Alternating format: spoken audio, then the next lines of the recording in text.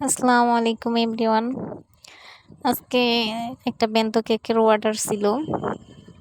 অবশ্য একটাই ছিল, আর কোনো অর্ডার আপাতত আজকে ছিল না। এরকম একটা কেক হইলে আমি বানাই না সচরাচর, কিন্তু কিছু করার ছিল না আজকে, যেহেতু রিপিট কাস্টমার আবদার করছে, তার বাচ্চা নাকি খেতে চায়। কিছু করার ছিল না, না চাইতেও বানাতে হলো আর কি। যাই হোক, কোনো ব্যাপার না, এটা আমার প্রফেশন, করতেই হবে। অবশ্য আমার খারাপ লাগে না, ভালোই লাগে কেক বানাতে। কথা বলতে বলতে অলরেডি কেক বানানো হয়ে যাইতেছে। এখানে আমি শুকনো উপকরণগুলো মিশাইতেছি, আলতো হাতেই মিশাইতেছি, বাট দ্রুত করে দিছি, একটু ফাস্ট করে দিছি আর কি।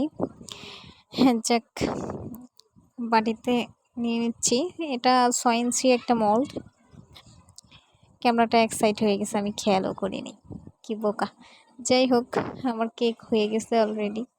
ওগুলো আমি স্কিপ করে দিছি, এডিটিং করতেও ভালো লাগতেছে না। এটা অত ভালো পারিও না, বাট বিরক্ত লাগতেছে, তাই অত ভালো করে এডিটিং পারি না, যেহেতু করলাম না। ক্রিম মিশাইতেছি, একটা হালকা লেমন কালারের মতো রাখছি ক্রিমটা। আর এখানে কেকের ভিতরে সুগার সিরাপ দিতেছি, যেহেতু ছোট কেক, সুগার সিরাপ দিয়ে ভালো করে ক্রিম দিয়ে দিলাম।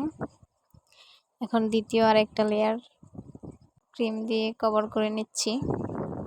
এইখানে আর একটা লেয়ার সেট করব, টোটাল 3 লেয়ারের হবে কেকটা।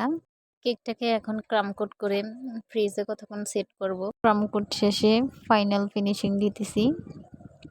কেকের সবচাইতে কঠিন কাজ হচ্ছে উপরে ফিনিশিং আনাটা। যেই হোক, আমিও ফিনিশিং করতেছি আস্তে ধীরে, ভালো করে ফিনিশিং আনতেছি। অবশ্য আমার কাছে না, সকল বেকারের কাছেই সম্ভবত কেকের উপরে ফিনিশিং আনাটা কঠিন কাজ। যাক, অবশেষে আমি ছোট স্টার নজল দিয়ে চারপাশে ছোট ছোট ফুল করে নিতেছি। অলরেডি আমার ফুল করা শেষ। এটা হচ্ছে আমার কেকের ফাইনাল লুক। কেমন হয়েছে সবাই জানাবেন। ওকে, আল্লাহ হাফেজ, বাই বাই।